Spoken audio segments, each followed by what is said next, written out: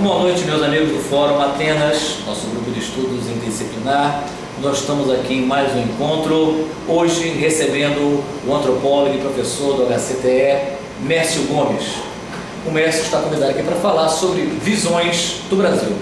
Hoje é dia 18 de agosto, quero agradecer a presença de todos e em especial ao nosso convidado, Mércio Gomes. Mércio, obrigado por estar aqui com a gente.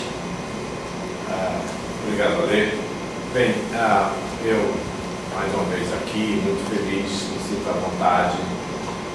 O Ale me fez esse convite uns 2 dias atrás, meio assim de supetão, e em função do fato que eu dou uma aula chamada Visões do Brasil, no segundo semestre do HCTE.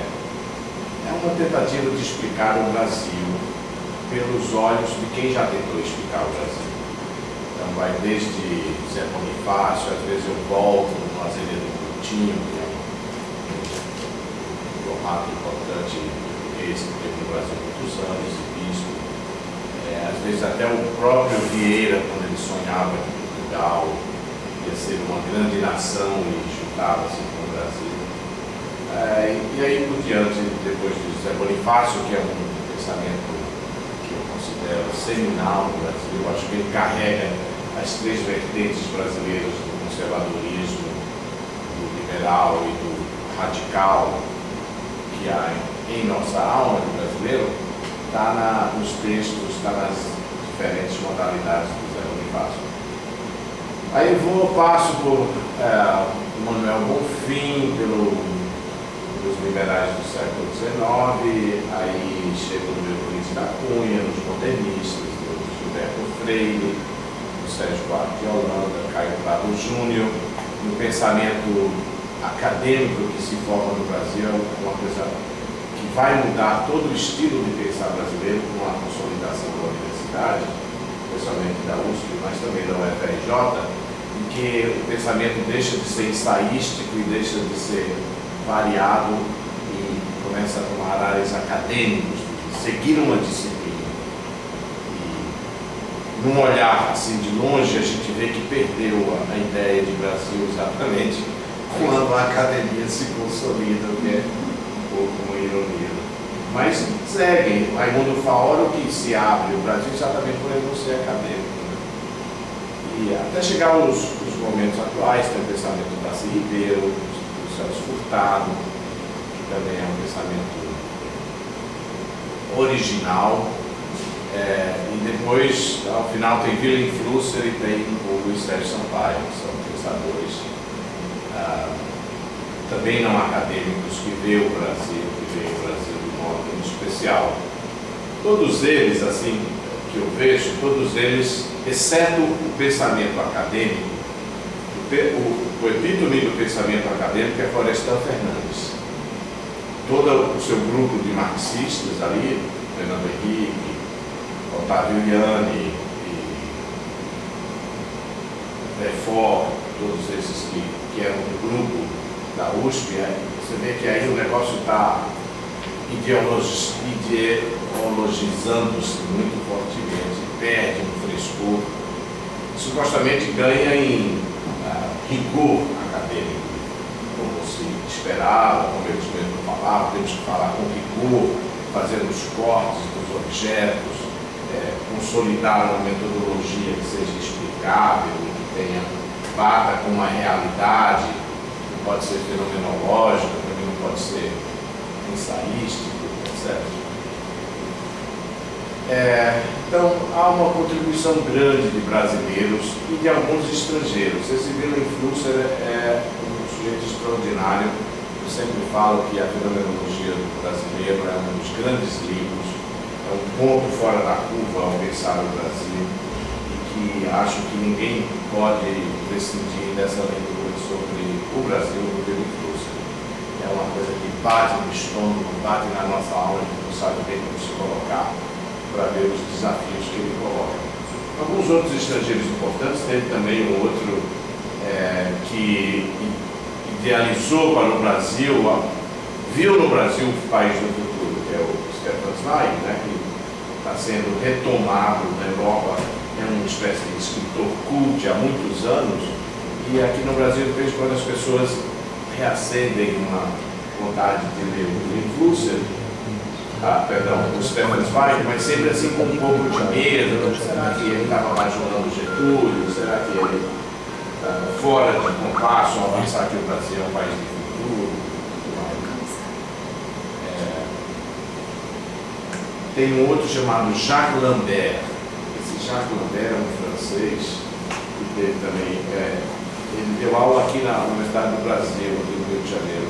Escreveu um livro em 55 chamado Dois Brasis, que pega essa temática do Brasil atrasado e do Brasil moderno. Às vezes regionalmente falando, mas às vezes claramente uma coisa de dois países que não correspondem, não se juntam ainda. Isso é uma temática que você vê muito. A última que falou disso de uma forma muito grosseira foi o próprio Fernando Henrique, que vocês se lembram quando houve um massacre ali no Pará, no Eldorado do Carajás. Você lembra dessa história? Chegou a polícia do Pará e matou um monte de camponês, saindo correndo, matou uns 20 e poucos. Isso foi um escândalo internacional, né? E ele disse assim, ao invés dele ir lá e se solidarizar, isso foi uma das coisas que esse Fernando Henrique realmente tem áreas de crápula. Né? Ele falou, não, isso é uma luta do Brasil moderno com o Brasil atrasado, vai ter uma coisa cascata assim. Isso é coisa do Jacques Lambert, coisa desse pensamento. Então, eu dou aula sobre isso durante um semestre para tentar entender o Brasil da atualidade, sempre num espírito assim muito humilde, porque eu acredito nesses caras assim que poeticamente, intuitivamente veem o Brasil, tipo assim, como Jobim que diz que o Brasil não é um país para principiantes, né? Não é mesmo. Não dá para você enquadrar numa teoria sociológica. Esse pessoal todo da USP tentou muito fortemente enquadrar no marxismo. O Florestan Fernandes escreveu o auge desse, se vocês quiserem ler um livro acadêmico marxista sobre o Brasil, chama-se A Revolução Brasileira, a Revolução Burguesa do Brasil brasileiro, em que ele atribui um livro escrito e publicado em 1972 ou 73, que é o auge do pensamento político dele. Florestan Fernandes, que foi uma grande figura, né? E líder intelectual da USP marxista e da USP moderna, da USP como universidade a partir da década de 50. Aí você vê ali ele tentando encaixar essa massa informe de pessoas em classes sociais, em movimentos chamados burgueses, chamado pequeno burgueses, em atitudes que você há uma literatura na Europa sobre isso, há uma literatura nos Estados Unidos, tentando encaixar nesse quadro dialético marxista essa história brasileira. Né? E sai um livro assim horrível de se ler, caramba. Mas todos que querem aprender alguma coisa sobre a USP devem ler. Ou sobre aquela mistura entre PT e PSDB, aí você vai ver. Está a cara que esse é um livro que foi escrito por um cara que era do PT, virou petista, né? Mas ele é um cara também do PSDB. Ele é, acima de tudo, paulistano. Escreve do ponto de vista da burguesia de São Paulo, que o Brasil se reduz a isso.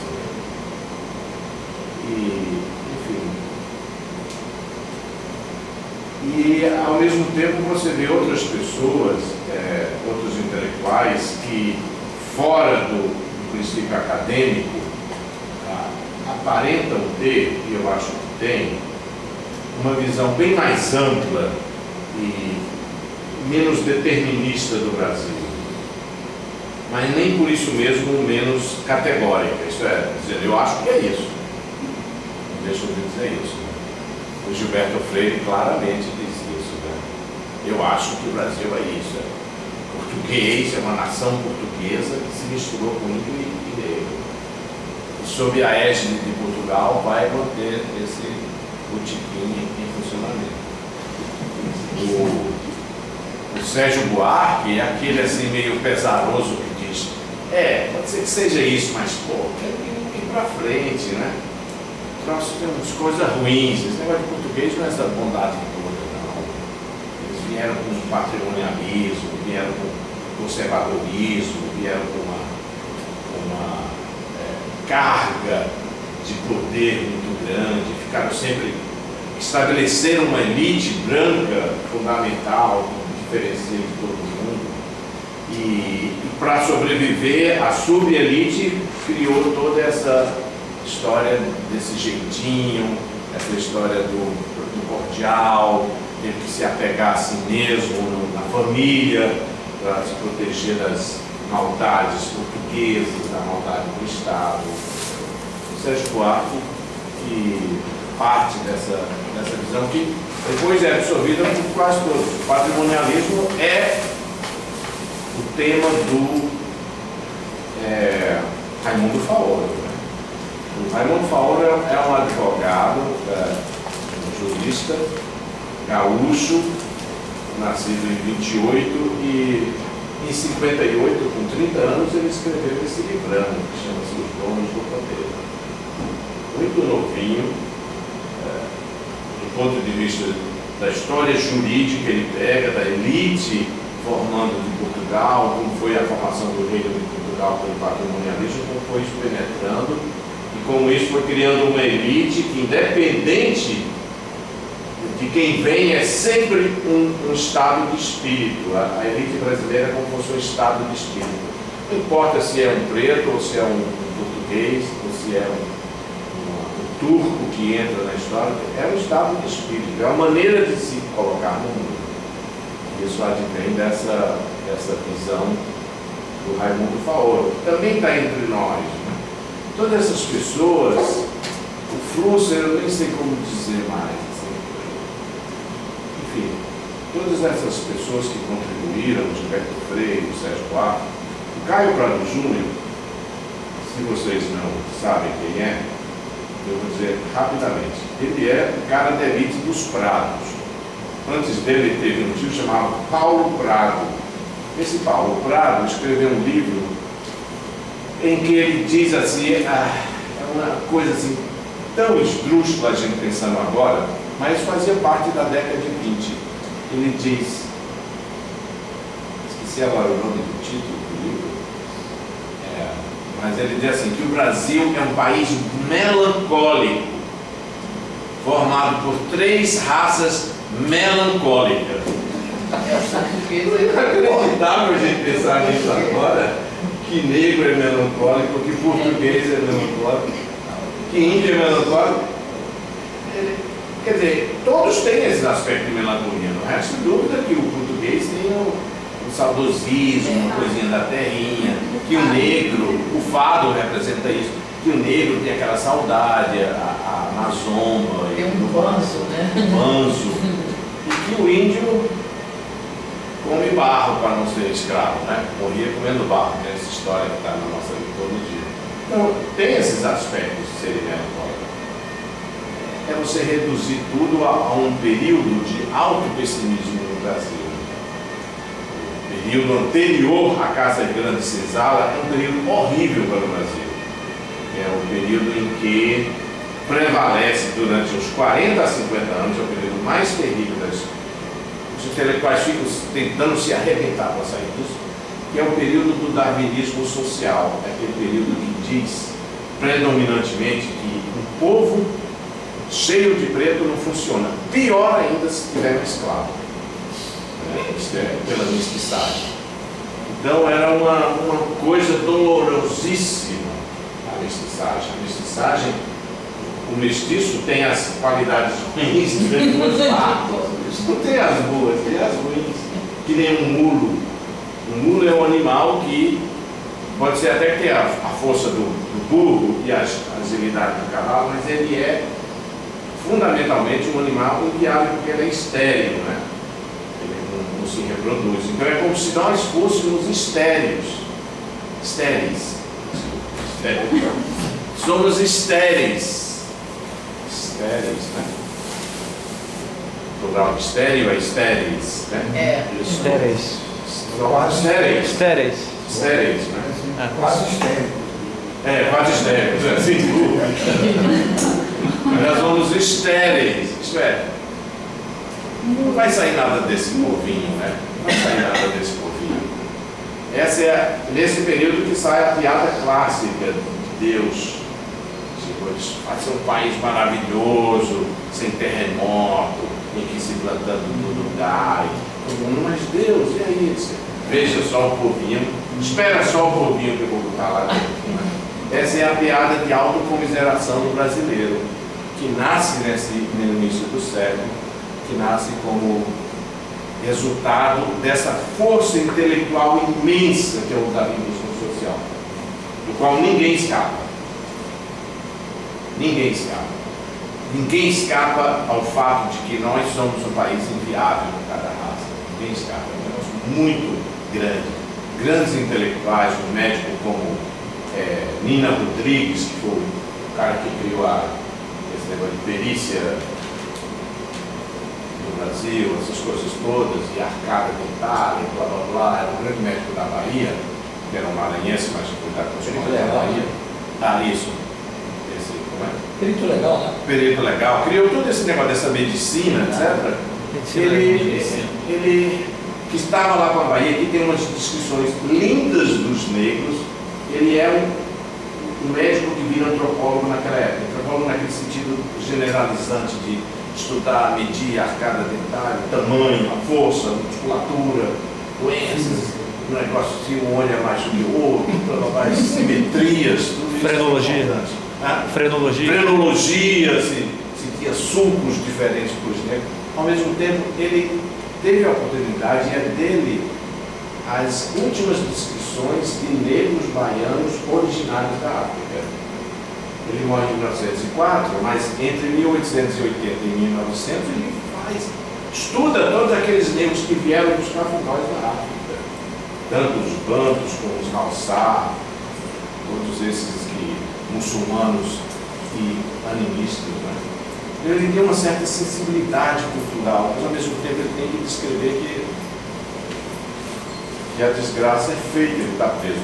O melhor exemplo de uma tentativa, isso aqui eu vou ter só uns poucos sobre essa aula e sobre o que é o Brasil, para depois a gente entrar na atualidade.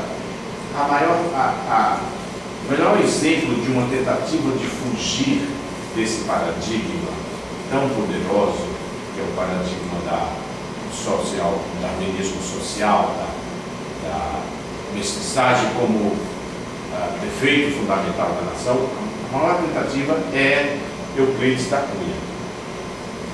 Euclides da Cunha é um cara aqui do interior do Fluminense, de uma família de brancos pobres, que vem e entra no militar, aqui no curso militar, e vira engenheiro, né? E ele tem uma ascensão de branco meio amulatado nessa história. E vira um positivista brilhante, ele está entre os positivistas, é um republicano, tem uma ocasião, tem um gesto meio grosseiro de recusar a espada no final do Império, ele recusou uma comenda, uma espada, uma coisa assim que foi uma coisa assintosa, que foi expulsa, etc. E foi por acaso, foi ver o negócio de Canudos, que era uma revolução que estava abalando a República, recém-criada. Pô, esses caras aí, será que é uma resistência monárquica? Né? Será que era uma resistência dos monarquistas? Uma espécie de MST monarquista surgindo num lugar muito cafundó do Judas, que é ali na Bahia, na beira perto do Rio São Francisco. E ele vai lá e ele se espanta com o que vê, e aí ele descreve assim. Então, como é que ele descreve? Ele está vendo ali que aquilo é uma mestiçagem só, né? Ali tem uma cara de caboclo, de preto e de branco. E ele diz assim, várias frases dele vão criar esse mito que depois o Lambert vai falar, que é esse mito do sertão, que o verdadeiro Brasil está no sertão, né? que é a raiz do Brasil. O que se mantém de brasilidade está no interior. O nosso litoral é tudo umas coisas meio vendida, né? Vendida para o exterior. Assim. Está no Brasil interiorzão. Quando eu falo em mito, eu não estou dizendo que é um troço errado, não. Estou dizendo que é uma linguagem, um discurso que se amplia muito mais do que a verdade, nesse sentido que eu falo em mito. Tem verdade no mito, né? Aí ele diz assim, ali foi formada uma raça. Porque o problema do neodarwinismo social era que a mestiçagem é ruim porque ele é uma sub-raça. Se você for um puro preto, ou se você for um puro branco, você tem uma saída. A mestiçagem é que se deteriora, né? Então, como a maioria do povo brasileiro era mestiço, não ia prestar. Você podia argumentar que era um puro preto ou que você era um puro índio. Salvava-se um pouco, né? Estava no escalonamento mais ou menos. Se fosse mestiço, você escorregava para outra ponta do escalão de raça. A ponte para esse pensamento, citando que no darwinismo, no evolucionismo, a questão das trocas e das mutações, ela é bem-vinda, né? Ela que permite a sobrevivência dessas espécies. Como é que essa ponte criou para fazer um pensamento quase que em oposição a essa ideia? Mas essa ideia de que quanto mais diversidade melhor, vem depois. Vem depois. Vem depois, porque essa fase é a fase que o Fischer está muito presente, que é a ideia da eugenia, tudo surge nessa época. Não, mas eu estou falando que é um pensamento na sociologia, na antropologia, sim, mas eu estou dentro da própria biologia. Mas esse negócio da superdiversidade, quanto mais diverso melhor, porque guarda mais variação, em um caso pode se juntar e criar um bicho novo. Isso é um pensamento muito pós-darwinista, não é um pensamento darwiniano, propriamente.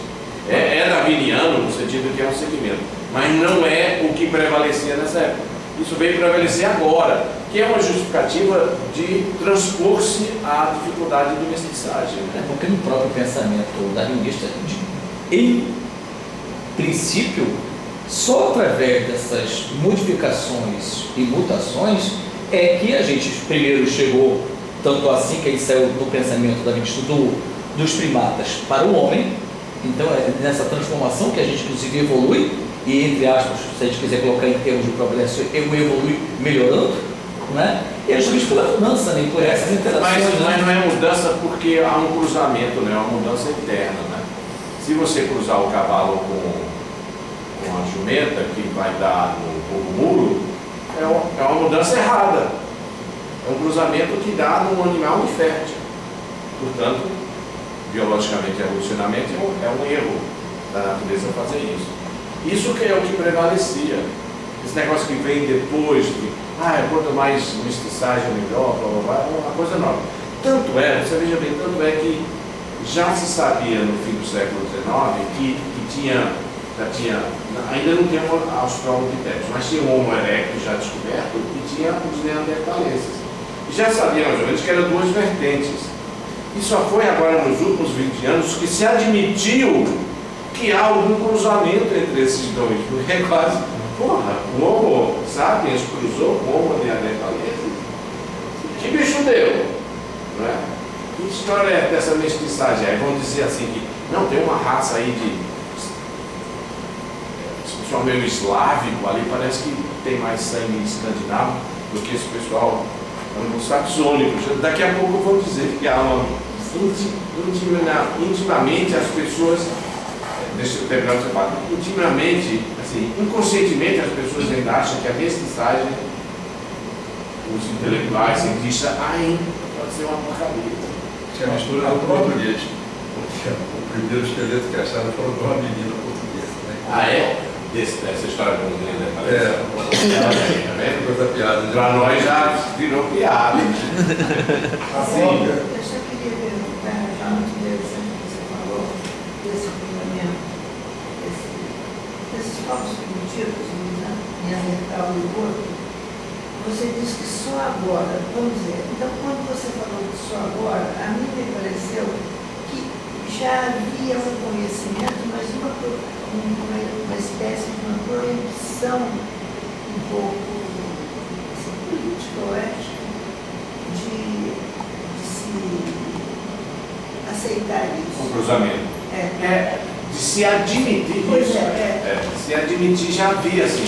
E é isso que eu estou dizendo, é que o que está na cabeça de todo o fim do século XIX e até uma certa parte do século XX, e a antropologia surge para combater isso, mas o que está na cabeça da grande parte da intelectualidade mundial, pela força do darwinismo, pela força da hegemonia anglo-saxônica, é de que a mestiçagem é uma coisa ruim. E as raças você tolera, tá? Cada raça tem as suas qualidades. Os anglo-saxônicos são os mais inteligentes, os negros são mais fortões, etc.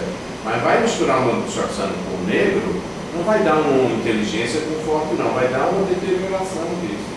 No campo científico, estou pensando na parte que você está estudando, às vezes isso acontece um pouco com a questão da interdisciplinaridade, Ninguém quer mistura e aí. da transdisciplinaridade. A trans é quase uma degeneração, né? Da mestiçagem. É isso, né? Há uma indisposição, eu acho que porque o darwinismo é uma coisa muito poderosa no mundo. A teoria de Darwin, que todas as coisas na natureza advêm de uma simples sopa de proteínas e que tudo estão juntos. Você descobrir que o DNA da minhoca tem 70% do nosso DNA, é quase um absurdo, né? Mas é muito poderoso, né?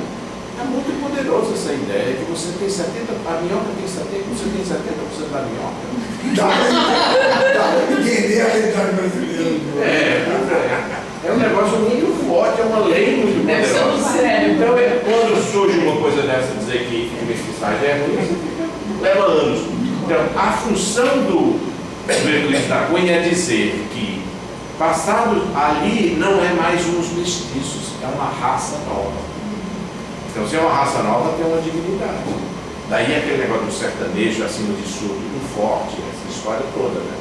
Que é a maneira dele salvaguardar que no Brasil tem alguma coisa boa que se formou pela mistura ali dos três, mas levou tempo suficiente para formar uma raça nova, que é o que ele diz no final, naquele capítulo do homem. Aqui existe uma nova raça. Pronto. Não é só uns mestiços degenerados. Né? Neurastênico do litoral. Ao contrário dos neurastênicos do litoral, que é uma mistureba que deixa as pessoas neurastênicas, que é um termo que ainda hoje eu vejo a minha mãe gritando para mim: neurastênico! Não para mim,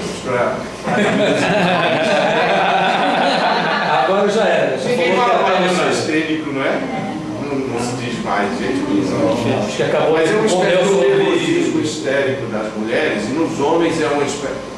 Um nervosismo histérico, né? Acho que é ambos os casos, assim, uma raivinha, umas coisas assim que dá.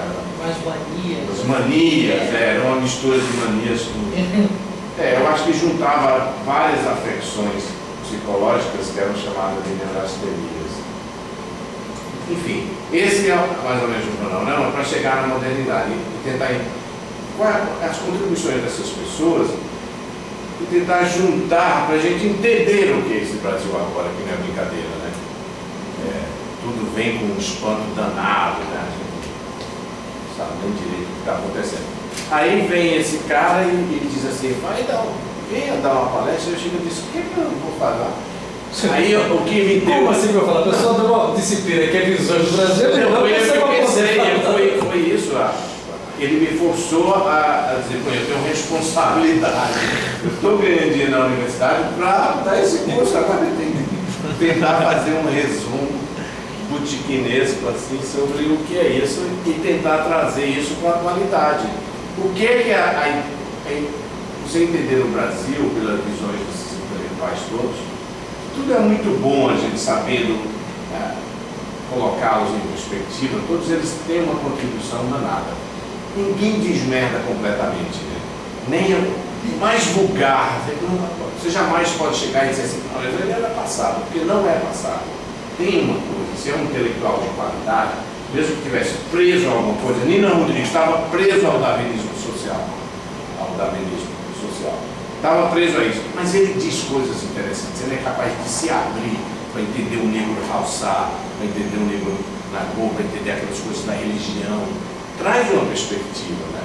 Quer dizer, então não dá para você jogar ninguém na bacia. Esse Paulo Prado, que fala dessa coisa que todo mundo agora ridiculariza, como o negócio de negro ser masongo, ser triste, melancólico, todo mundo está aí fazendo carnaval, né? Mas aí você vai ver que tem sim, existe isso, só que não é a completude do ser negro, do ser português, que não se completa por essa nostalgia, por esse sentimento de estar fora do mundo, por assim dizer. Bem, aí nós chegamos na atualidade, então eu me senti assim nessa obrigação de pensar diante disso. Eu venho pensando muito, eu escrevo, eu me sinto responsável pelo que está acontecendo, no sentido que todos nós nos sentimos, né? Nós estamos inseridos nesse mundo e a gente se sente responsável por ele, para fazer alguma coisa, né? E a gente está agora num momento em que houve uma espécie de não digo propriamente uma euforia, mas uma ebulição de riqueza e aparente trabalho e aparentemente uma evolução intelectual, como se o Brasil não somente tivesse na moda para os outros, mas para nós mesmos, né? Parecia que, nossa, coisas que a gente não se sentia eufóricos, estava sentindo, né? Pô, coisa bacana que o Brasil tem isso, tem não sei o quê, blá blá blá. Tem uma economia crescente, tem uma coisa, universidades aparecendo por aí, né? Tudo que era lugar, os pobres ganhando dinheiro, pobre lascado ganhando dinheiro, pobre trabalhador ascendendo na escala, comprando uns carros, fazendo não sei o quê. Nossa, era quase inacreditável, né? Quase como um sonho, né? Eu fiquei pensando nesse período que, evidentemente, isso não é uma bolha, mas estourou o que seja meio que para desfocar, furou alguma coisa ali que a gente está passando muito mal com essa história e passando verdadeiramente um período de como é que chama isso? De ressaca, né? E a ressaca de mau humor. Meio chateado, porra, essa porra não funciona mesmo, né? Quase aquelas frases de que o Brasil não presta mesmo, tudo é uma bosta, quase está começando a aparecer, né? Que tinha um pouco desaparecido. Eu fiquei pensando, teve uma época, eu não estava no Brasil, por acaso, só 2 ou 3 anos, eu estava pensando, entre 66 e 76, que o Brasil teve esse período, né?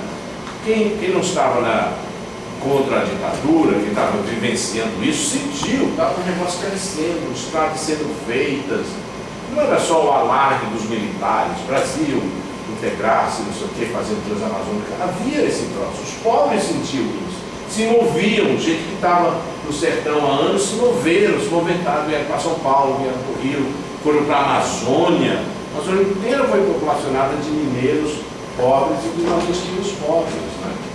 Então teve um período aqui, de repente, alguns anos depois, foi aquela coisa toda, e levou mais 10 anos para a gente se livrar daquilo, que foi o fim da ditadura militar. A ditadura militar durou, efetivamente, de 76 a 85, só meio que na banguela, né?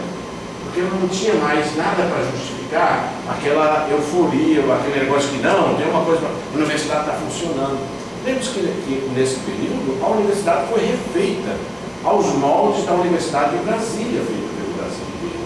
Departamentos, centros, pós-graduação, manda gente para fora, dá dinheiro para cá, tudo isso estava aí nesse troço. Corresponde a essa euforia, que não é propriamente a palavra, esse crescimento que nós vivenciamos agora com o governo do PT, de 2004 a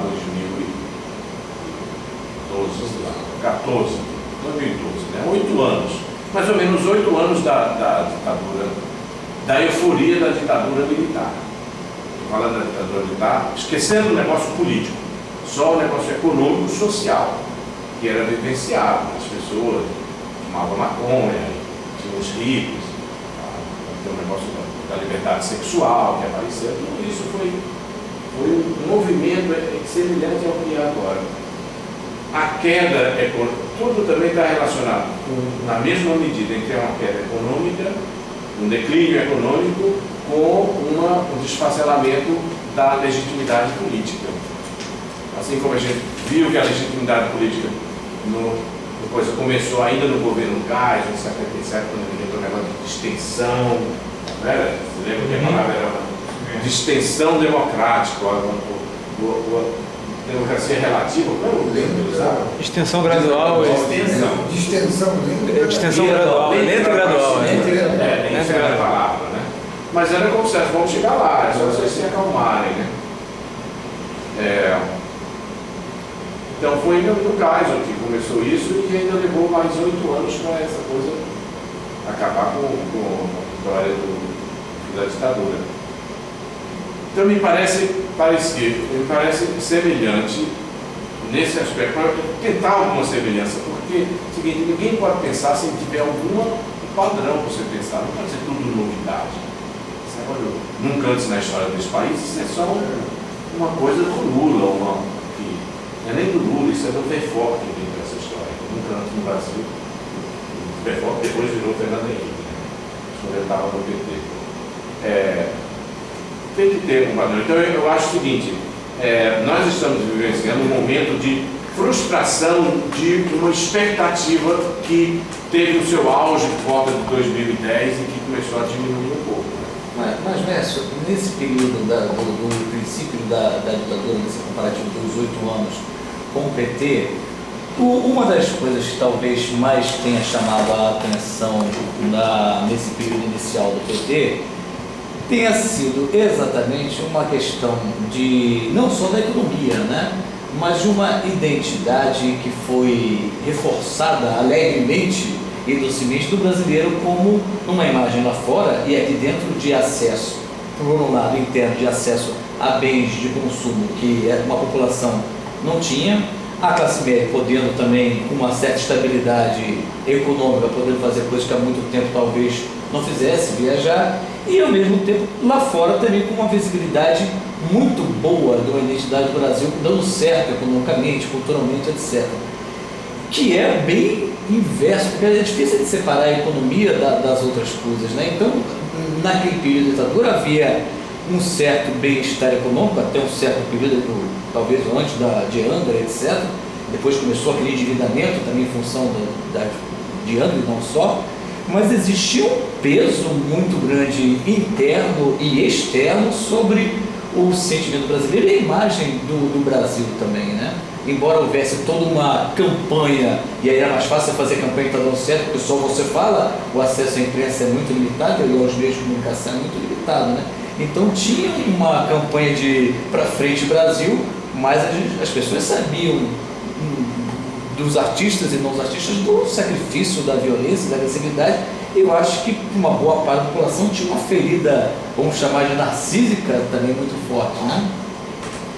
Olha, eu estava nesse período nos Estados Unidos e eu olhava de lá, eu estava na fase de lá, e eu olhava assim um pouco enviesado para o que estava acontecendo aqui e como via a repercussão disso. Não via nada, tinha um negócio da ditadura, mas os americanos também estavam fazendo uma coisa pior, que era a guerra do Vietnã. Então eles nem podiam criticar que havia uma ditadura, porque eles estavam matando à toa um monte de vietcongues, né? Até porque eles apoiaram também, né? Sim, mas até 73 eles matavam muito, né? Só depois é que eles começaram a perder e recuaram. Mas apoiaram aqui, né? Não, apoiaram aqui, incentivaram incentivaram o Castelo Branco na época. Não, os americanos incentivaram o Castelo Branco na época, deram um apoio militar, tinha dito militar americano. Não, mas claro. Mas o Kennedy falou que tinha que tirar o Goulart e tal. Não vou fazer da imagem do governo americano, nem da imagem do governo brasileiro. Da imagem do Brasil e da imagem que os Estados Unidos faziam do Brasil, os Estados Unidos e Europa. Não era uma imagem negativa, estava em crescimento.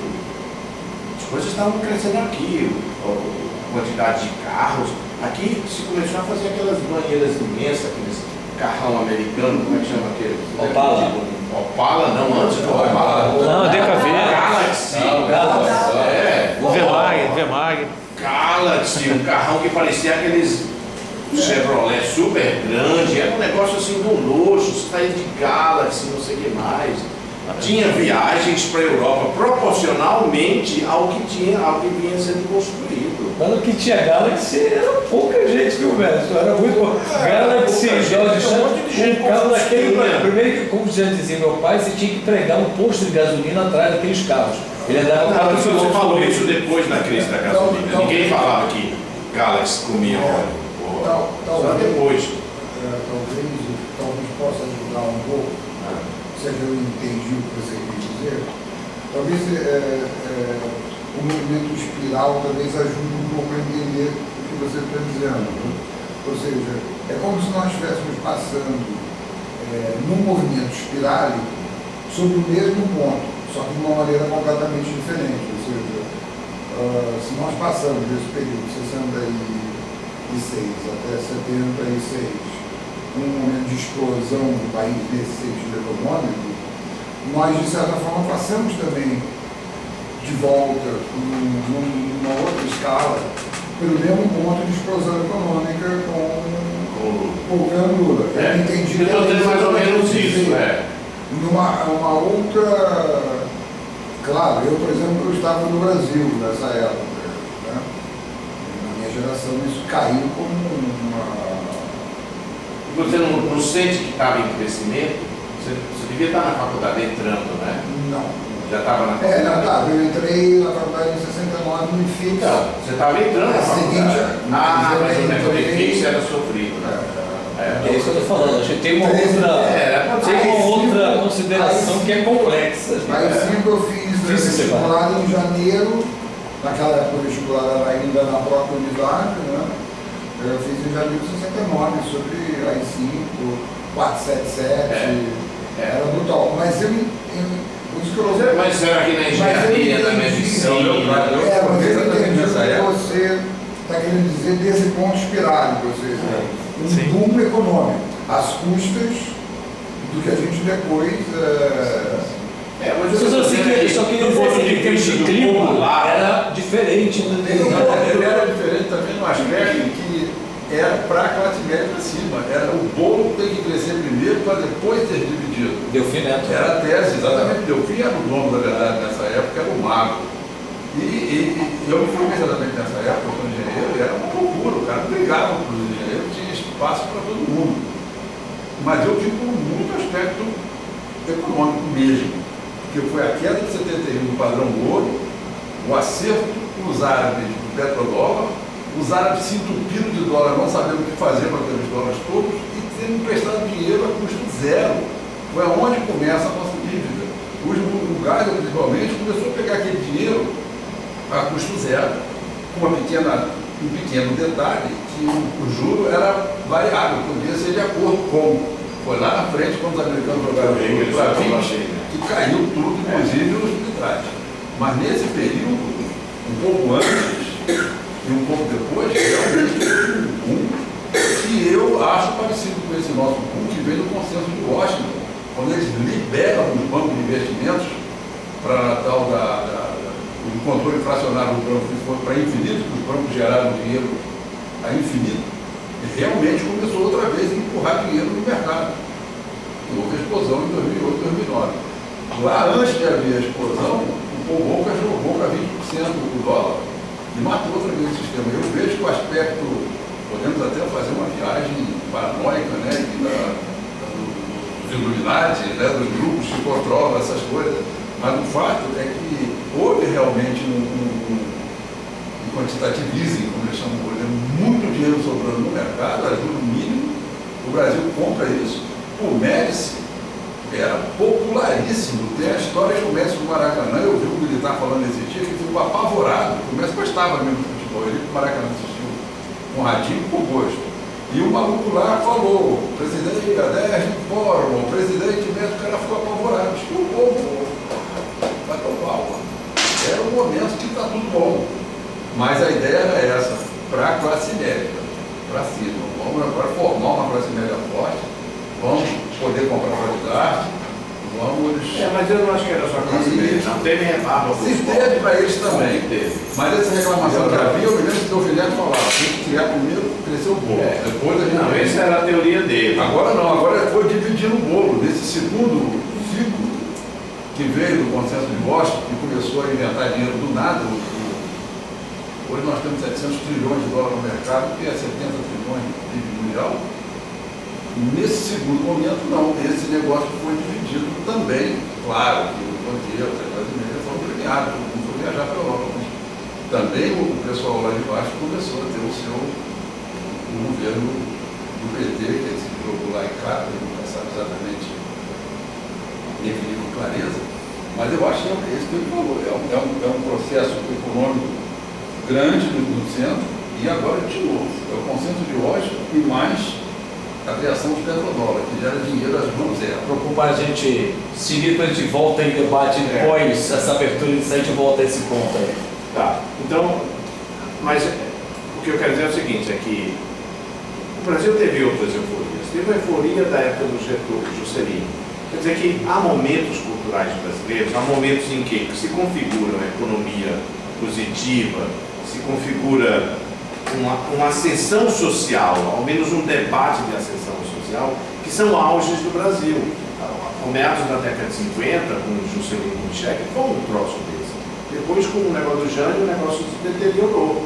Foi se deteriorar até que chegou em 67, 68, que cresceu de novo pela economia. E essa coisa de ser só o negócio da classe média, não. Eu vejo, aí é evidente, é nesse momento que aparece música sertaneja, que volta essa coisa do interiorzão de São Paulo e Goiás, nasce exatamente nesse período. Nasce uma força cultural para representar esse povinho que estava crescendo, tal como aqui, como agora, só que agora não tem nem renascimento cultural. Uma das falhas desse momento é que não tem renascimento cultural algum, não tem nem classe média escrevendo bem ou cantando bem, nem povão. É tudo uns repetecos que a gente... Como depois surgiu um negócio do negro, do rap, do rap, do não sei o que, essa coisa aí que tem nas favelas, que tem do funk, não sei o que mais, que o pessoal fica tentando dar uma força cultural, um valor cultural a isso, como se que fosse uma representação dessa fase. Mas, enfim, eu acho que é muito comparável esses dois momentos, mas na medida em que não sejam comparáveis, ainda é comparável o fato de que há uma queda. E qual é a reação? Então, se a reação em 76 foi um negócio lento e gradual, e que foi em 78 eu voltei do Brasil para o Brasil. O primeiro ano eu estava na Unicamp, fui dar aula na Unicamp. Foi a primeira greve de professores contra o Maluf, exatamente em 78. Então, era assim, já a classe média querendo retomar um espaço, mais ou menos, embora a gente não interpretasse aquilo, interpretasse como Maluf, quer ser presidente da República, é um filho da puta, é um não sei o que, blá blá blá, é da ditadura, etc. Isso é a razão que foi feita. E porque também os salários estavam já começando a cair em função da queda econômica, que depois vai se dar mais ainda em 79, né? Com o segundo problema do petróleo. Então nós estamos vivendo mais ou menos essa coisa e as reações se parecem umas com as outras. Uma classe média que começa a ficar chateada com o que está vendo. E é a mesma classe média que estava contra o Jânio e que estava contra a ditadura. É o mesmo grupo. Tá? Isto é uma insatisfação que nasce de uma classe média, que não é só a classe média intelectualizada, classe média que tem poder de know-how, que deve reproduzir a sociedade e ajudar no desenvolvimento do capitalismo, mas é essa também que ainda faz das tripas coração para poder criar a sua vida, né? Esse classe C que cresceu nesse momento, também estava naquele momento crescendo e sentindo que aquele negócio está diminuindo, né? Então parecem as reações são aproximadas, parecidas, embora ali nós tínhamos a ditadura, aqui não temos ditadura alguma, ao contrário. E isso faz uma diferenciação. Mas esse movimento que estamos sentindo, esse mal-estar tão profundo que as pessoas sentem, essa agonia de ver a corrupção do PT tão deslavada, tão preparada, parece que já desde o seu próprio início, desde 2003, 2004, começou esse processo, assim, de planejado para a manutenção do poder, uma coisa assim, dessa ordem, e isso está deixando as pessoas num mal-estar imenso. Tem uma novidade fundamental, como diferente da outra, que também tinha outra novidade. A novidade agora é que nós temos, alguma coisa aconteceu que apareceu esse Sérgio Moro, apareceu o STF, apareceu alguma coisa do judiciário que quer cobrar dessa muito mais fortemente do que havia no passado, né? E tudo indica que também é porque é mais intenso esse tipo de roubalheira que aconteceu nesses últimos anos, e a decepção muito grande, tanto em função do PT, mas também em função, a decepção das pessoas, principal, em função essa euforia não conseguir continuar a existir. Quando a gente faz essas viagens, lembra-se assim, 5, 6 anos atrás, quando os aeroportos estavam chegando no seu auge de muita gente para o aeroporto, né? Que estava todo mundo viajando. Estava assim aquela coisa meio apertada, mas havia uma expectativa de que, não, daqui a pouco vão estar uma ala não sei das quantas, vão arrumar não sei o que mais, vai ter mais avião, mais umas fingers ali que vai melhorar. Todo mundo achava que isso ia acontecer, né? Isto é, os gargalos que começavam a funcionar, todo mundo esperava que os gargalos iriam se abrir. Parecia que o Brasil iria manter essa coisa. E aparentemente não mantém.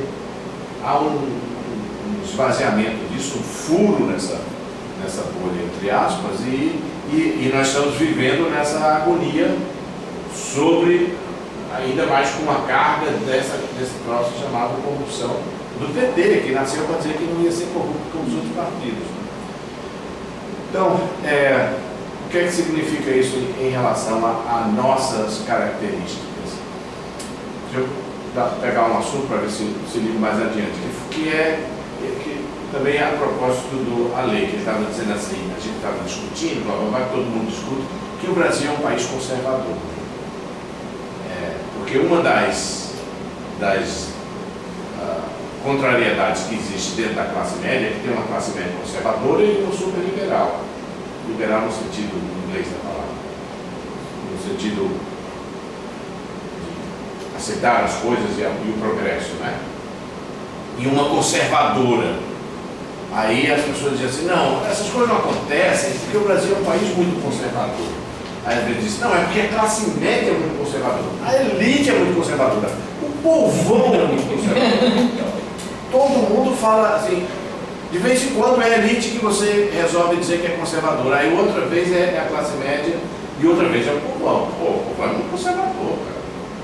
Eles matam quando acontece alguma coisa tipo linchamento, pô, conservador. Quer dizer, o cara não tem ética para não linchar, né? Aí quando é a classe média que sai com um troço, volta aos militares, ou 16 anos, a queda dos 16 anos, a classe média é conservadora, não sei o quê. E a elite é muito fácil de se encontrar os defeitos para chamar de conservador. Aí eu estava falando para ele, me dizendo também, conservador, muito conservador. Esse é um país que aceita tanta coisa, né? Aí eu estava dizendo para ele, olha, não tem uma geração, é da minha geração que as mulheres passaram a se casar sem serem virgens. É da nossa geração, nós que temos aqui 60 anos. No tempo, até esse tempinho, você fazia de tudo. E até o cu da namorada, mas não enfiava lá dentro, né? Fazia qualquer coisa, mas não deflorava. Não? Não sei se você, mas você e você também. Você também. Segurou até o último. Podia tudo mesmo. A mulher era desquitada,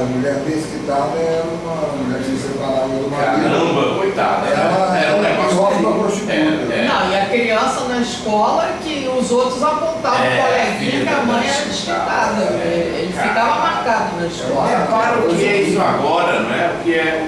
Como isso foi absorvido. Agora, a sua menina de 15, 16 anos, você aceita que o namoradinho tem que comer ela na sua casa. Porra! Melhor em casa do que na rua, né? Isso é mais isso. Agora é sim.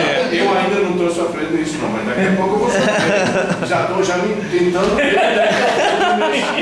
em relação a isso. Relaxa e goza. Vai, Um fato interessante. Aquele oficial Sérgio que evitou aí a expulsão do cara. Sim, sei quem é. A família dele era cliente da minha esposa, que é obstetra. Né? Olha que lance interessante. Quando ele soube que a filha dele perdeu a virgindade, ele comprou flores e deu para ela. Coisa legal, né? Naquele tempo, né? Poxa. Flores de enterro ou flores? Aquelas flores. Cravo, né? Se fosse eu, eu o cara era pra frente, né? Não, isso aí. Não, sempre tinha uns pais compreensíveis, não é essa dúvida, mas era difícil um pai aceitar que a filha desse pra alguém assim. Não, e tinha assim, você dava para aquele namorado. O seguinte podia também ficar achando estranho, porque já tá usado. Você tinha que levar o maior papo com o maior cuidado para dizer assim, olha, porque às vezes o cara ficava naquela, não, deve ser virgem e tal, não sei o que, e você tinha que contar, olha, não é bem assim, né?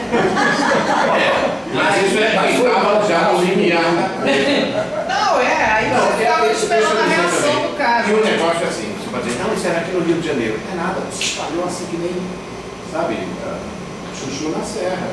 De modo que você está em Altamira, no Pará, nessa mesma época, em 1973, a mesma coisa que acontece no Rio, floresce no Brasil inteiro. É como se houvesse um troço assim, de sonho que as coisas se conectam. Essa esperança. E qualquer outra coisa. No Brasil, o Brasil tem uma homogeneidade cultural, no sentido cultural ético, que eu quero dizer. Visão de mundo. Não nos detalhezinhos da cultura, etc., que tem diferença. Né? Mas numa visão de mundo é muito homogêneo no nosso país. Mas isso também no processo de globalização. Sim, mas isso antecede. Muito antes desses últimos 50 anos já tinha esse processo. O Brasil, com esse tamanho, é o único país que você está em Roraima e você está no Rio Grande do Sul e se compreende uns aos outros. Nos Estados Unidos, se você for da Appalachians e você for lá de Seattle, vai ter dificuldades. Nos Estados Unidos, um preto da Georgia tem dificuldades de falar com um cara de Utah. Entendeu? Aqui nós não temos. Tem umas coisas engraçadas, um sotaque, não sei o que mais, mas tudo é compreensível. Então, é um processo. Esse aí já é um negócio definido, até pelo próprio Sérgio Buarque, que foi o português que fez isso. Não é só a capacidade da língua, não, que as diferenças dialetais no Brasil são muito menores do que as diferenças dialetais em Portugal. Em Portugal, no Algarve, ao Minho e a Porto, são mais incompreensíveis os acentos, os sotaques, do que aqui nesse territóriozão. Né? Então, por alguma razão, que pode ter sido de fato a mestiçagem, né, de negro, do conjunto de negros que vieram para não falar uma língua negra, e de um conjunto de índios que era para falar o tupi, ou tupi-guarani, como queira do português, esse negócio se espalhou e se criou uma homogeneidade de classes sociais. Então, é uma homogeneidade de povão que você pega no interior de Minas e você pega no interior de Pernambuco. Esses chamados sertãozão, que você pega no interior de São Paulo, embora não tenha um e o outro fala mas ele tem uma cultura, a cultura do milho, da mandioca, essa coisa toda e uma ética, um jeito ético de compreender o mundo.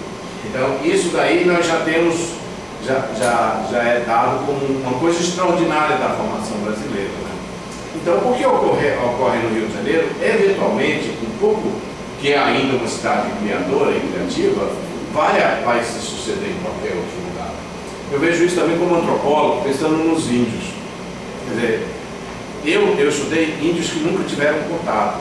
Tem um grupo chamado Guajá que nunca sabia de nada que era, né?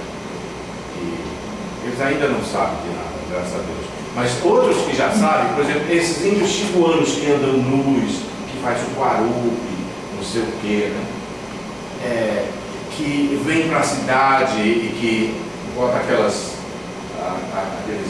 pratões para receber televisão, aí compra um motor para funcionar e vem a novela da Globo, não sei o quê.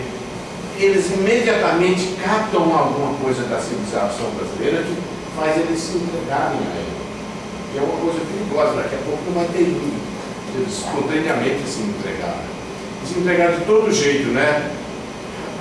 Só porque acha bonito um jeito de ser, etc. Mas até nessa coisa sexual, eles exigem das mulheres que querem que as mulheres chupem o pau deles.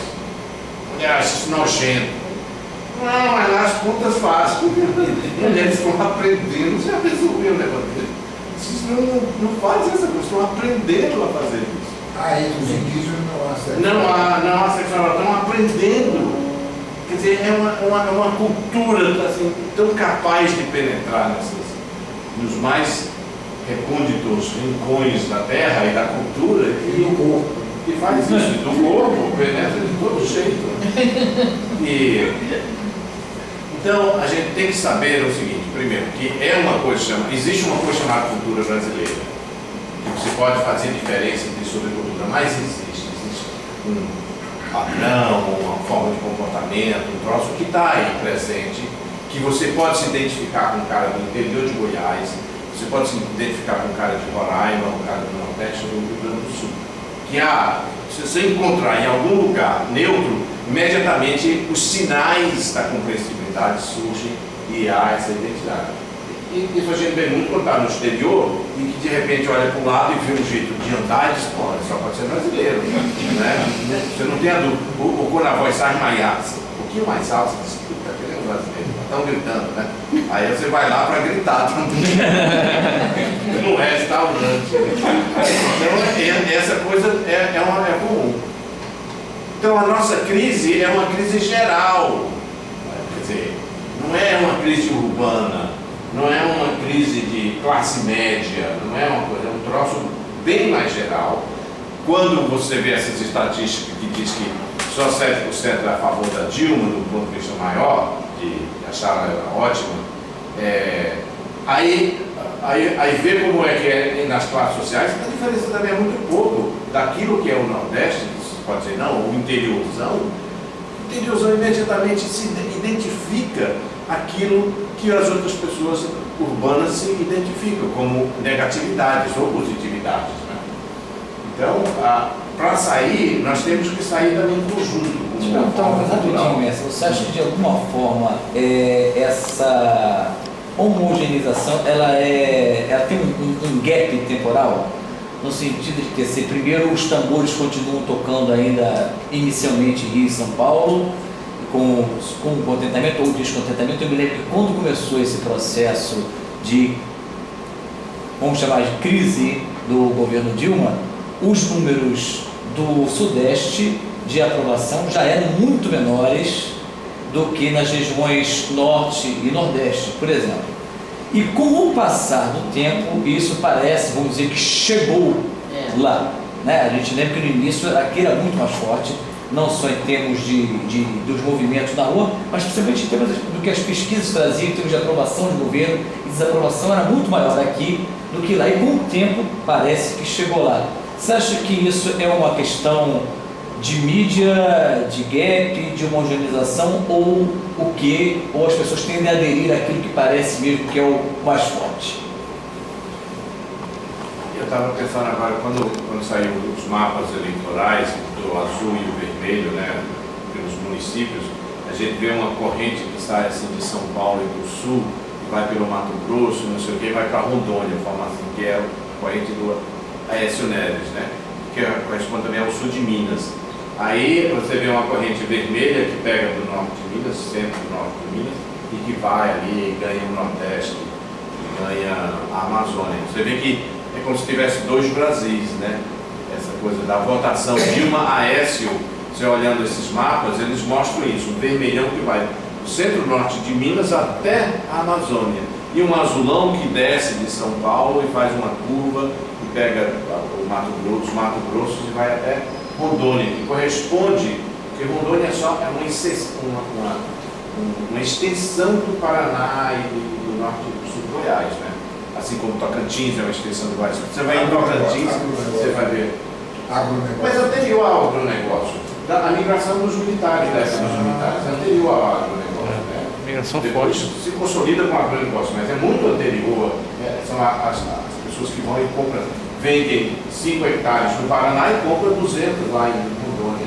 Isso ainda na década de 70, na expansão que houve, né?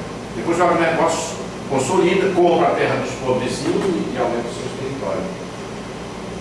Enfim, então talvez isso, por que não haveria uma homogeneidade? Desse ponto de vista ideológico, quer dizer, do ponto de vista do político e que o PT surgiu nessa ocasião, pode ser que haja uma diferença ali que significa uma diferença como se tivesse dois Brasis. Aquela teoria de que tem um Brasil do interior e o Brasil, ou um Brasil Sul, Sul Maravilha. Você lembra que uma época eu não falava no Sul Maravilha, os nordestinos diziam, vamos para o Sul Maravilha, que estava bombando na década de 70, era o Sul Maravilha. Que haja essa diferença que vem desse Lambert falando dos dois Brasis. Mas o que eu quero dizer, mas eu acho que fora desse aspecto político, que é uma coisa específica, provocada nesse momento pela Bolsa Família, por esses programas sociais, porque o mapa da primeira eleição do Lula não é esse. O mapa da primeira eleição está pau a pau, Lula em São Paulo, entendeu? Em 2002, não é? A diferença não é grande. O Lula ganhou em quase todos os estados em 2002, né? Acho que perdeu em Alagoas, ou não sei aonde, e ganhou em todos os estados. Acho que em São Paulo ele perdeu também. Mas teve uma votação imensa no Rio Grande do Sul, tinha todo. Ele foi se encolhendo para lá, né, em função desses programas que ajudaram o povão rural a ter uma garantia de vida e uma outra coisa. Então, talvez esteja descompassado com o que eu estou dizendo em termos de cultural. O que eu quero dizer com cultural é uma atitude perante a vida que carrega uma certa ética, um certo modo de pensar, que carrega um certo modo de agir. Isso é que eu estou chamando de ética. Aí nisso eu vejo uma uniformidade. Aquele caboclo lá do Nordeste que vota no Lula em função da Bolsa Família, ou de uma cisterna, ou de algum programa social, ele não pensa diferente, de um ponto de vista ético e cultural, desse outro que está em São Paulo, vivendo numa favela e que, eu vou votar no pessoal que vai dar emprego aqui para nós. Porque esse sentimento ético parece mesmo, agora, nesse momento homogeneizado, se a gente pega, sei lá quantos meses atrás, parecia haver um certo descompasso. Aqui, não sei exatamente que épocas, aliás, que áreas, que estavam já críticos ou muito críticos a esses movimentos aí de corrupção, etc, e que outras áreas, como o Norte, Nordeste e outras, que eu não estou lembrando aqui agora, tinha uma aprovação muito grande ainda do governo Dilma e que de repente caiu vertiginosamente, aí sim agora, homogeneamente, né? Então, talvez seja um processo cultural que esteja. Não sei. Estou dizendo aqui, há um processo cultural mais ou menos homogêneo. O caboclo de Minas, no interior do Vale de Jequitinhonha, ele tem uma atitude ética e moral igual ao caboclo nordestino que mora em São Paulo. Mas não teria sido... Agora, politicamente, o cara que está em São Paulo, que depende da indústria paulista, etc., ele vai pensar, digamos assim, muito mais do lado do PSDB, ou do que esse Geraldo Alckmin está fazendo, do que o outro no Nordeste vai pensar no PSDB, jamais votaria em função desse programa. Estou dizendo que há um descompasso entre um padrão cultural e um padrão político, em função dos programas políticos que desequilibram, em certo momento, essa história. Pode ser que esteja crescendo isso, como se está sugerindo, né? Que o padrão político está perdendo a sua razão, porque os programas sociais não estão dando mais conta das necessidades, as pessoas estão desconfiadas de que não é mais suficiente, aí de novo prevalece o padrão cultural, isto é, eu sou contra a Dilma, se antes 60% era a favor, agora é só 20 ou 30, né? Menos. No Nordeste, quer dizer, no estou dizendo no Nordeste, ainda é 20 ou 30, enquanto que aqui é 7 ou 8. Então, Perdeu-se uma inocência. Agora eu acho, para concluir, e a gente debater um pouco essa história, o que é que nós estamos vivendo nessas manifestações e nesse mal-estar em que vivemos, e o que é que nós podemos fazer? Primeiro, eu acho o seguinte, que há um aspecto muito forte do pessoal que está com o Lula, com o PT e essa história, que é uma vontade, digamos assim, corporativista de permanecer as coisas como estão.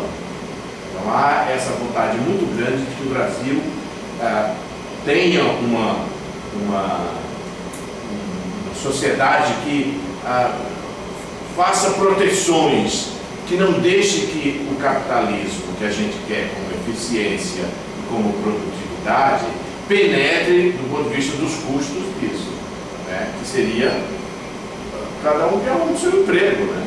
Diminuir essas seguranças de emprego que o capitalismo não dá, o capitalismo americano, o capitalismo europeu, por exemplo, francês, etc.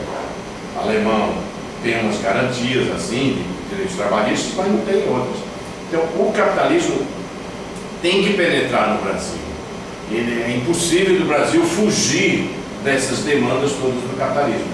E há da parte da classe média que está mais segura uma resistência a isso. Eles preferem ter as suas garantias como se fossem aquelas coisas, sobretudo esse nosso de servidor público, que é a garantia dos direitos pétreos. Querem transformar em direitos pétreos alguma coisa que o capitalismo nunca achou direito pétreo. Então, o conflito que eu vejo... A não ser os interesses do capital que são pétreos. Não, eles são fluidos. Não, eles... A acumulação de lucros não é fundamental, claro. Mas então, tá certo, nesse sentido que é pétreo. Isto é, o capitalismo só sobrevive se ele tiver um fluxo de capital e de lucro suficiente para ele se recompor e se reconstituir, sem dúvida. E ele está aí no mundo e ninguém acha que pode encará-lo. Qual é o modo de você encarar o capitalismo? A única maneira é se você tiver uma cultura forte o suficiente para moldar-se a ele. Se não se moldar, não encontrar o equilíbrio das forças de defesa cultural para esse mundo que está aí, não vai ficar eternamente num conflito, que é o que vivenciamos agora. Então, nesse momento você pensa que o PSDB é a favor do capitalismo e o PT é a favor dessa área de autoproteção. Mas não é, o PT, quando estava no auge, o Lula não tinha nenhuma coisa de autoproteção, estava começando a abrir o negócio das leis do INSS, como chama, da aposentadoria, estava tentando fazer as coisas que o capitalismo requer, que é, daqui a 30 anos, quem vai pagar a conta dos velhos, que não tem mais alguém que pague as contas, né? Isso é uma contabilidade de ordem capitalista que o Estado tem que fazer, né? E o PT, quando estava no auge, estava tentando encontrar isso. Mas agora que não está no auge, é que ele se junta, que não tem as medidas para estar no auge, é que ele está tentando juntar e agregando o segmento da classe média que necessita dessa proteção e pensa desse modo de proteção.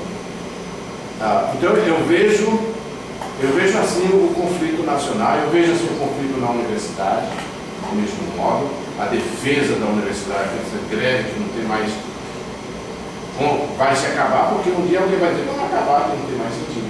Porque jamais vão pegar dinheiro a mais do Ministério da Educação, não tem como, o ministro fica ironizando, gozando da cara dos professores, ele mesmo sendo professor, ele sabe que tem que responder a Dilma e dizer, não, eu vou segurar essa onda, não deixar que o pessoal demande mais do que é, e não conseguiram fazer um acerto. É um ministro que não consegue fazer um acerto de dizer, olha pessoal, 2 anos de vaca magra, segura aí as pontas, depois a gente vê, porque não consegue nem dizer isso. Quer dizer, é um intelectual e não consegue um diálogo intelectual assim. Não consegue nem reunião. Hein? Ele não consegue. Não, ele foge. Né? Ele não quer saber. E olha que ele vivia, era desse blá blá blá. Professor titular de ética. Da USP. Mestre, você está pensando no nosso tempo, se der uma Então, finalizada já primeira finalizei, era só isso. Eu acho que nós estamos num conflito entre um modelo do capital que tem que penetrar aqui e que há uma defesa não patrimonialista propriamente, mas que é a defesa corporativista dos segmentos em que nós vivemos. Classe média burocratizada, o funcionalismo público, e a classe média que já tem os seus lugares, os seus direitos e que não quer que o povão comece a entrar. Só para finalizar, fica pensando no que é esse negócio de Enem, o que são nós que temos filhos de 10 anos ou de 15 anos, quanto é que já está tudo direcionado, nós de classe média, para termos os nossos filhos, os nossos netos, em colégios para aprender aquele discurso, para ele poder ter aquela nota do Enem, para poder entrar numa escola boa. E como esse discurso que é feito nas escolas e as perguntas que são feitas por Enem, como é que elas diluem a possibilidade dos pobres aprenderem sobre isso. Eu estava vindo para cá, ouvindo na rádio jornal, na rádio brasileira, como é a Voz do Brasil, um concurso para garotos feito pelo Senado com a seguinte pergunta: como é que está a situação política do Brasil agora? Porra, você acha que um pobre pode escrever sobre isso? Só quem vai escrever é quem vem das escolas de qualidade dessa cidade, e é que vão ganhar os prêmios. Se dissesse assim, o que você acha do seu bairro? É outra pergunta, né? Essa pergunta é uma pergunta política. Você tem que estar na escola Parque, na escola franco-brasileira ou na escola americana para saber exatamente dizer isso, qual é, porque você pega a internet e lê e você vai ajudar a fazer isso. Ok, vamos agradecer então aqui a presença do nosso querido convidado de hoje, professor do HCTE, UFRJ, e antropólogo, ex-presidente da FUNAI também, Mércio Gomes. Obrigado, Mércio.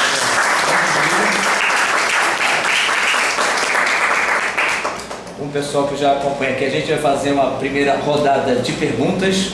Pedir, como sempre, para o nosso convidado não responder, as pessoas só vão fazer considerações, perguntas, e a gente faz o intervalo. Essa é a parte que é aberta do nosso encontro aqui do Fórum Atenas, e depois a parte do debate mesmo a gente fica mais guardado. Então vou começar aqui para a rodada de perguntas. Vou pedir para nós sermos bem objetivos, até porque o grupo está grande, senão fica uma rodada de perguntas chata, né? 2 minutos para cada um, vai ficar 40 minutos, ficar mais tempo falando sobre o UOF, mais do que sobre as nossas questões. Então pedir para todo mundo se manifestar aí em 1 minuto. E vou começar aqui ao lado do Rainer, o nosso querido médico, terapeuta, mestre lá pelo HCTE do UFRJ, e queridão nosso, Luiz Bernal. Bernal, 1 minuto aí para as suas considerações e como é. Bem, a gente esteve aqui num momento bastante efervescente naquele momento do levante popular, né, que a gente acreditou que pudesse ser uma época que algo novo iria surgir por conta de uma contestação assim, bastante espontânea, e que houve uma adesão muito grande no Brasil todo. E lembra a gente conversando aqui, tinha um certo otimismo, né, sobre aquele momento histórico. E hoje a gente... 2013, né? Espaciado. Isso. E hoje a gente está aí num polo oposto, né, meio na ressaca, como você disse, e tudo isso dá para ser considerado dentro de um movimento brasileiro, de certa forma, né, nacional. mas ao mesmo tempo algo assim também similar acontece no mundo. A gente vê aí a Europa, não só agora, mas no passado recente também fazendo esse tipo de levante aí muito mais em função do endividamento, do empobrecimento, da questão regional europeia. E também, de certa forma, alguns países agora, como a Grécia, passando por uma situação, de certa forma, parecida com o Brasil em termos de empobrecimento. Eu gostaria de deixar, então, essa questão para ser conversada sobre esse paralelismo que tem de fundo a política neoliberal do capitalismo. E que a gente pensasse também, e eu acho que é uma resposta muito difícil da gente dar, né? Só fazendo um paralelo assim, houve um momento, para fazer um marco bastante assim, grave, que preponderava um feudalismo. Né? Aquilo teve uma época, passou, né? E hoje a gente tem o capitalismo nessa hegemonia econômica e política determinando o movimento mundial. Será que dá para pensar também assim, se a gente tem uma efervescência nesse momento que pode indicar uma transição para um novo modelo que vai vigorar e talvez a gente esteja estando no olho do furacão, seja difícil falar sobre isso e enxergar o que seja, mas algumas ideias podem aparecer nesse sentido também. Ok, Bernal, passar para a nossa, antes de passar para a nossa querida Júlia, o Receita está colocando a posição lá do Ricardo Verdade. Podemos continuar conectando ele, porque parece um nome bem interessante. Lá eles estão apresentando uma maneira ou para outra. Porque eu vou dar um outro pior para isso. Para qual? Para da 2020, você está falando? O outro está encaminhado aí. Parece que está encaminhado. Pode ser? Não, pode dar uma ok lá. Se bem encaminhado. Tá. Estou contando que recebi agora aqui. Juliana, não quer falar? Nossa querida Onira, por favor, um minuto aí. Então você falou muito, vamos dizer, como num pedaço do seu trabalho, você fala assim como a educação como uma das quase únicas possibilidades de realmente reformulação. Em algum momento você falou isso. Então eu vou falar de um trabalho que eu apresentei. Tá? Foi o seguinte, foi uma das muitas mudanças das nossas leis educacionais, que são várias, elas estão sempre mudando, estão sempre a mesma coisa.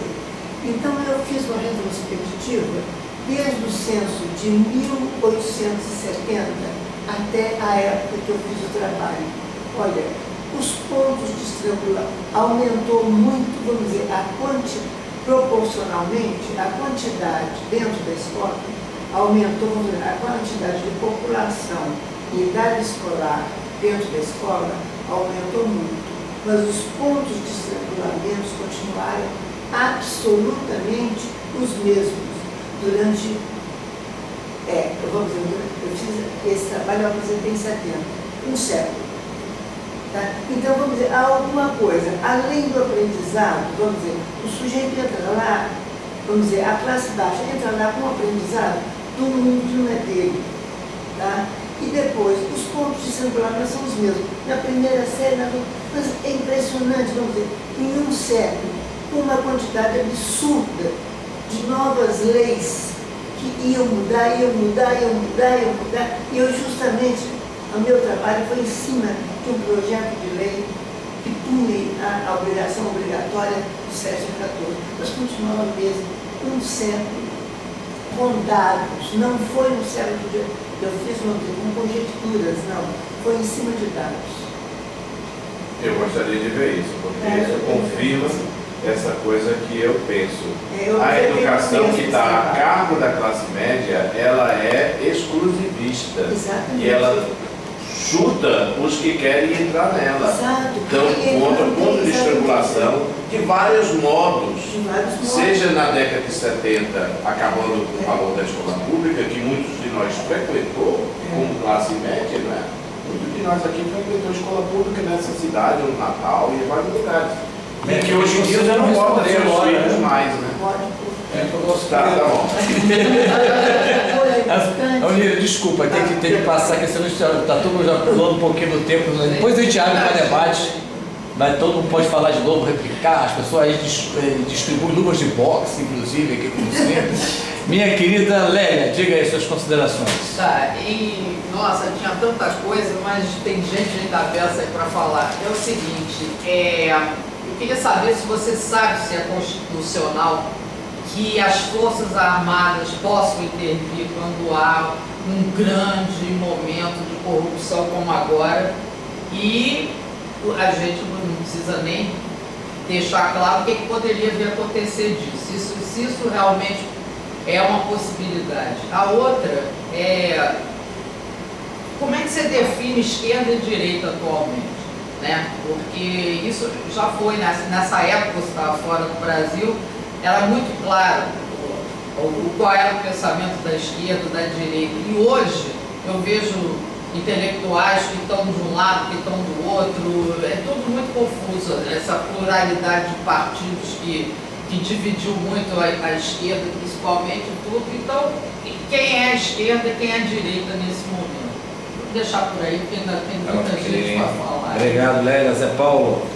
Para mim, a questão do fenômeno Lula, me parece, na minha opinião, o fenômeno Lula foi muito mais importante do que o fenômeno PT.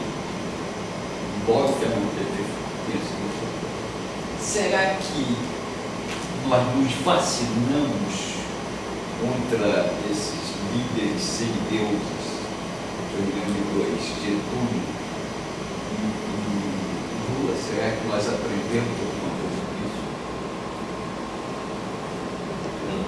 Ok. Vamos saber no momento em que o nosso querido palestrante não se manifestar, faz uma rodada, depois ele vai responder todo mundo, vai tentar responder. Nossa querida Ana Borges, diga aí, Ana. Eu achei muito interessante quando você começou a falar, que você citou uma série de personalidades, políticas, históricas, etc. Me marcou muito que você colocou sobre o José Bonifácio, os descendentes dele e tal. E eu queria saber quais seriam, se teriam alguns desses pensamentos que teriam ligação com hoje. O que o pensamento dele teria uma ligação com o que a gente está vendo hoje, com a base disso. Uma figura que me interessa bastante. Obrigado, Ana. Querido Euriques, diga aí, Euriques, suas considerações aí. Bom, o tema é um tema vital, né, no central. Eu gostei muito da sinopse que você fez, assim, dos vários que refletem sobre o Brasil, e acho que essa é uma questão que eu gostaria mais de ouvir e de haver um estímulo para que se estude essas grandes correntes que formam esse conjunto de visões do Brasil. Então é algo que precisaria, como você falou, comentários muito maiores do que a gente pode tratar aqui. Ressalvado esse ponto, pegando apenas né, até que ponto o Brasil não está passando por uma sensação de menos-valia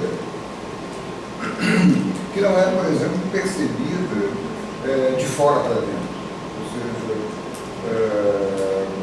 nós não temos, por exemplo, hoje uma homogeneidade no Brasil, nem em termos de resultado das eleições presidenciais, uma vez que o passo foi 50 por 50, e nesses grupos, nesse grupo perfilado no que alguns especialistas chamam de neoliberalismo e oposição ao modelo neodesenvolvimentista, ter um grande comportamento de racionalidade, ou seja, uma grande vocalização, por exemplo, de argumentos que não são sustentáveis. Por exemplo, Financial Times e New York Times. New York Times ontem, por exemplo, fez um editorial apoiando, né,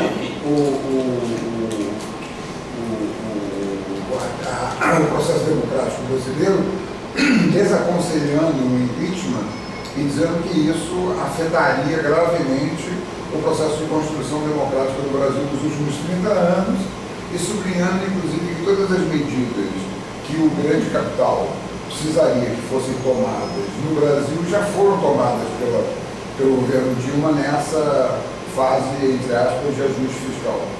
Apesar disso, por exemplo, apesar inclusive de que o fato, o objetivo de que a percepção da corrupção é dada muito mais pelo imenso espaço que nós temos para identificação e julgamento de corrupção, né, essa percepção que na verdade é o contrário. Se tem a sensação que nós temos mais corrupção hoje, quando na verdade isso não é verdade, né? Ou seja, o Brasil é fundado na corrupção, porque Portugal nada mais fez do que instaurar um sistema de corrupção, um sistema de saque, né? Ou seja, corrompendo, inclusive os indígenas, né?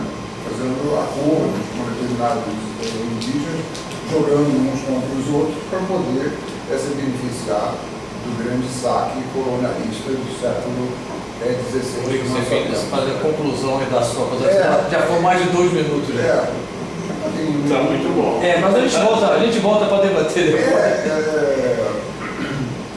Então, a minha questão é justamente se você pode comentar como é que você vê o que me parece que é mais marcante, que é a irracionalidade presente na argumentação entre esses dois Brasis lambertianos hoje se manifestando.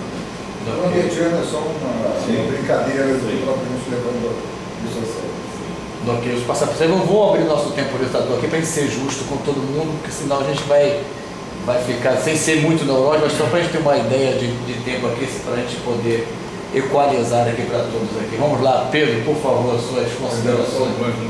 Dele, o que me parece muito claro é o seguinte: é um problema realmente econômico. O Brasil tem exatamente a mesma riqueza do que Cuba, quase que exatamente, é 10 a 11 mil dólares por pessoa por ano. Se houvesse aqui uma justiça social absoluta, nós nos transformaríamos em Cuba imediatamente. Então não é possível a gente sair da situação que a gente está e avançar. É simplesmente impossível. Ou a gente realmente sacrifica, vamos dizer, a classe média, a classe alta, para você melhorar, o Lula falou isso mais tempo, para você melhorar o o Brasil é um dos países mais separados em termos de... E não tem como melhorar isso não, porque existem umas teorias que eu não conheço, que dizem que você até 10, 11 mil dólares por habitante é mais ou menos razoável você chegar. Agora, você passar disso, para você chegar a 20 mil, 30 mil, é uma coisa muito complicada. E no Brasil o que ele pode fazer é virar uma grande curva para conseguir uma justiça social. Ou então viver essa esquizofrenia, essa neurastenia que tentam o impossível. Ok, obrigado, Pedro. Sérgio, vou passar aqui para o meu lado. Cris Apovian, nossa artista de plantão aqui, suas considerações aí sobre o tema. Não, é um complemento de pergunta que alguém perguntou se poderia acontecer um golpe militar. E aí eu pergunto se acha que poderia acontecer um golpe comunista. Porque está numa situação limite, assim. Ok. Vou me abster, eu acho, de perguntas nesse momento, para a gente poder ir para o nosso intervalo um pouquinho mais rápido, passar para o nosso querido Rainer Zang, suas considerações momentâneas. Tem a nossa querida Virgínia, que está também do outro lado do mundo, lá nos Estados Unidos, que pós-intervalo a gente vai tentar conectá-la aí. Após essas perguntas, ela já mandou para mim vários sinais, algumas vezes ela tentou conectar logo depois, A gente, depois da pergunta do Rainer, a gente faz uma pausa, faz um pequeno lanche, as pessoas vão tomar um café, um banheiro e aí a gente volta para as respostas. No momento, a pergunta e as considerações do nosso querido Rainer Zenck. Mestre, primeiro agradecer a tua vinda aí, sempre muito bom quando você vem. E sempre tem muitos temas para discutir, né? Na verdade, eu pensei em duas coisas. Uma das coisas é que recentemente eu escutei muitos discursos pontuais, né? Mas alguns discursos sobre uma ausência de lideranças políticas, assim. Mas parecia aquele ranço das oligarquias políticas, daqueles políticos que existe essa oligarquia política, né? Forte, ainda existe muito forte, de que são muito importantes por serem políticos e que são diferentes do resto do povo, alguma coisa nesse sentido, né? Eu queria que você de repente falasse alguma coisa sobre isso, de onde é que você acha que surge essa história e como é que isso está afetando hoje em dia essa situação que a gente está, né? E o outro é só um ponto que eu acho que o Bernardo falou, eu concordo muito com o que o Bernardo falou em relação a esse capitalismo novo, que não é o capitalismo que se vê, ou pelo menos assim, que é proferido pelo neoliberalismo americano, de que cada um pode fazer o que bem entende com o mundo e que se dane, eu quero queimar meu petróleo, isso é que interessa. Eu acho que o capitalismo que entra não vai ser o capitalismo do Estado mínimo, porque esse capitalismo também é furado, é fracasso, na minha opinião. E o que você acha disso? Você acha que é um capitalismo bem de Estado mínimo mesmo, ou alguma coisa no meio termo da história? É isso aí. Ok. Então, com essas perguntas, essa rodada de perguntas, de colocações breves aqui, que a gente tem que ser breve, porque o grupo é pequeno, já passamos o nosso horário de intervalo agora. Nós finalizamos essa primeira parte desse nosso encontro aqui do Fórum Atenas, com esse tema que está efervescente por diversos motivos, que é tema também da disciplina do nosso convidado, que é Visões do Brasil. Quero agradecer a presença de todos e, em especial, do nosso convidado especial, Mércio Gomes. Obrigado, Mércio.